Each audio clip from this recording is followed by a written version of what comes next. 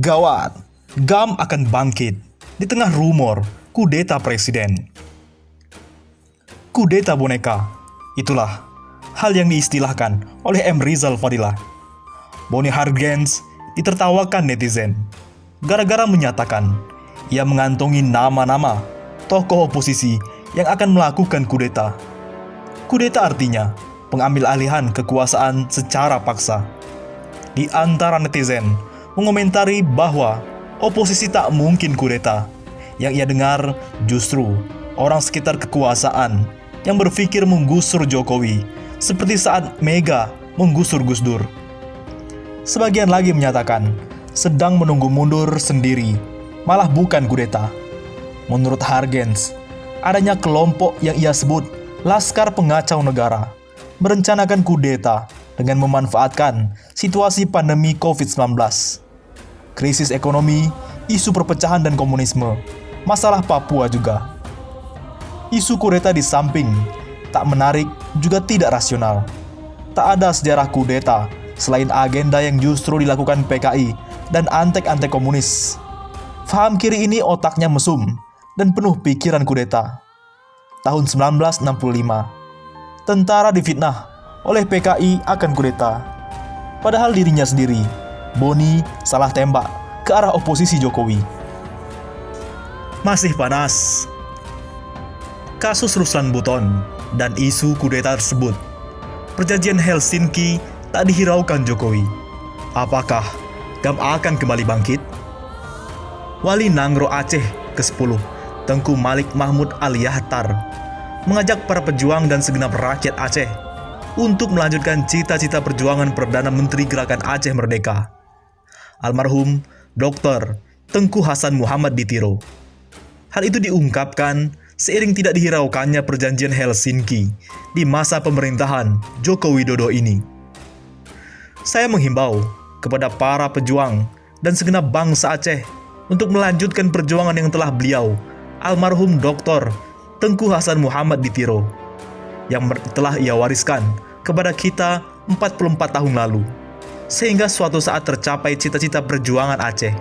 Insya Allah, kata Tengku Malik Mahmud di Banda Aceh Rabu 3 Juni. Menurutnya, tindakan dan amanah Dr. Tengku Hasan Muhammad di Tiro demi kesejahteraan dan kemuliaan bangsa Aceh harus tetap digelorakan, sesuai dengan kesepakatan damai atau MOU Helsinki pada 2005. Dia menegaskan bahwa perjuangan bangsa Aceh yang belum selesai sepenuhnya. Perjuangan bangsa Aceh belum selesai. Kita berdoa kepada Allah Subhanahu wa Ta'ala, semoga beliau, Dr. Tengku Hasan Muhammad di Tiro, menjadi ahli surga bersama-sama dengan para syuhada bangsa Aceh di masa lalu. Amin ya Rabbal Alamin, ujarnya. Seruan jihad untuk menegakkan dan menjalankan perjanjian Helsinki menggema seantero Aceh. Saat haul 10 tahun almarhum Dr. Tengku Hasan Muhammad di Tiro. Hal itu merupakan bentuk ketidakpuasan rakyat Aceh kepada pemerintah yang dianggap tidak serius dengan perjanjian tersebut. Padahal beberapa bulan lalu telah terjadi pertemuan ex-petinggi GAM sekaligus Wali Nangro Aceh Tengku Muhammad Mahmud Al-Haytar dengan Presiden Jokowi serta Muldoko di Jakarta pada 13 Februari 2020. Usai pertemuan itu, Jokowi menginstruksikan Muldoko agar persoalan MOU Helsinki yang masih mengganjal bisa diproses dalam 3 bulan ke depan. Namun kenyataannya, hingga kini tidak ada realisasi. Pengamat intelijen senior Suhendar Hadi Kuntono mengkritisi tim tersebut karena dinilainya belum ada kinerja pergerakan sejak diinstruksikan Presiden Jokowi. Dia menjelaskan pentingnya penuntasan poin-poin MOU Helsinki yang belum direalisasikan. Dia juga mempertanyakan bila alasan belum adanya pembahasan itu karena pandemi virus corona COVID-19. Sebab setidaknya dengan cara efisiensi work from home serta telekonferensi bisa membahas poin-poin yang dipersoalkan. Instruksi Presiden Jokowi keluar jauh sebelum wabah COVID-19 datang, ujar Suhendar, yang juga termasuk tokoh perdamaian Aceh itu di Jakarta Kamis 4 Juni. Dia menjelaskan, setidaknya ada 60% butir dalam MOU Helsinki yang masih sekarang belum terrealisasikan. Ya, sangat banyak, ada 60%. Persoalan ini yang berimbas terhadap pembangunan di Aceh masih relatif stagnan. Antara lain, soal suku bunga, migas, dan lain-lain, katanya. Untuk diketahui,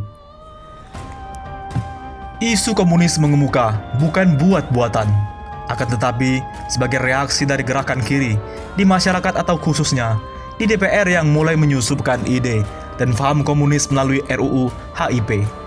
Disinyalir, para penunggang ideologi Pancasila ini yang ingin membelokkan arah Pancasila bersemangat menghapus ketetapan MPRS tentang pembubaran PKI, melarang PKI, dan larangan menyebarkan komunisme, Marxisme, dan Leninisme. Inilah gerakan kontemporer kader-kader komunis yang perlu diwaspadai. Boni Hargens tidak bermutu berbicara agenda kudeta, laskar pengacau negara, bila ia tidak mampu melihat aksi kader-kader komunis di DPR itu.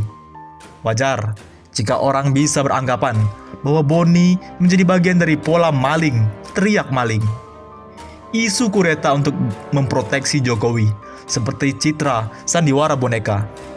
Ya, kudeta bukan boneka. Karena yang faktual justru isu pemakzulan. Pemberhentian presiden secara konstitusional. Presiden yang dinilai sudah tidak mampu lagi mengelola negara. Pasal 7A Undang-Undang 1945 mengatur absahnya pemakzulan tersebut. Bukan kudeta. Sejak presiden periode awal Jokowi sudah dipertanyakan kapasitasnya. Di periode kedua, pertanyaan itu muncul lebih besar lagi. Pandemi COVID-19 menempatkan posisinya lebih berantakan, ambyar. Jahatnya Boni justru menuduh kelompok yang akan kudeta itu adalah yang dahulu ingin memenangkan Pilpres 2024, lalu HTI, kemudian barisan oportunis yang haus kekuasaan dan uang. Sebaiknya, jika ia sudah mengantongi nama-nama tokoh oposisi yang akan mengkudeta Jokowi, sebut saja ke publik. Jika nama-nama oposisi yang disebutkan Boni benar jaringan kudeta, maka Hargens bisa jadi pahlawan, hero penyelamat bangsa dan negara. Namun jika tidak, maka itu akan menjadi semburan fitnah ala komunis yang biasanya asal tembak dan asal jeplak demi jilatan pada penguasa. Cerita kudeta boneka sedang dimainkan untuk membangun soliditas palsu. Cerita selalu berulang, sebagaimana PKI menuduh adanya Dewan Jenderal yang akan mengkudeta Soekarno. Padahal yang ada adalah gerakan PKI yang sedang menelikung dan memanfaatkan Soekarno. Untung saja Kolonel Untung tidak beruntung. Si tukang fitnah PKI harus menanggung akibat dari perbuatannya sendiri. PKI tak pernah kapok, berkhianat sejak 1927, 1948, dan 1965. Kini baunya mulai menyengat. Ia bergerilya di area kekuasaan, berlindung pada ideologi negara, seolah ia bela habis-habisan Pancasila. Padahal, sebenarnya ia ingin tendang jauh-jauh, sehingga Eka Sila. Seperti biasa, anasir PKI pandai berpura-pura dan bermain propaganda dan berstandar politik ganda. Meski wajar, namanya juga boneka Cina. Untuk diketahui, berikut ini adalah nota kesepahaman antara pemerintah Republik Indonesia dan Gerakan Aceh Merdeka. Pemerintah Republik Indonesia dan Gerakan Aceh Merdeka menegaskan komitmen mereka untuk menyelesaikan konflik di Aceh secara terhormat bagi semua pihak, dengan solusi yang damai, menyeluruh, dan berkelanjutan. Para pihak bertekad untuk menciptakan kondisi sehingga pemerintahan rakyat Aceh dapat diwujudkan melalui suatu proses yang demokratis dan adil dalam negara kesatuan dan konstitusi Republik Indonesia. Para pihak sangat yakin hanya dengan penyelesaian damai atas konflik tersebut yang akan memungkinkan pembangunan kembali Aceh pasca tsunami tanggal 26 Desember 2004 dapat mencapai kemajuan dan keberhasilan. Para pihak yang terlibat dalam konflik bertekad untuk membangun rasa saling percaya. Nota kesepahaman ini merinci isi persetujuan yang dicapai pada prinsip-prinsip yang memadu proses transformasi. Bagaimana menurut pendapat Anda?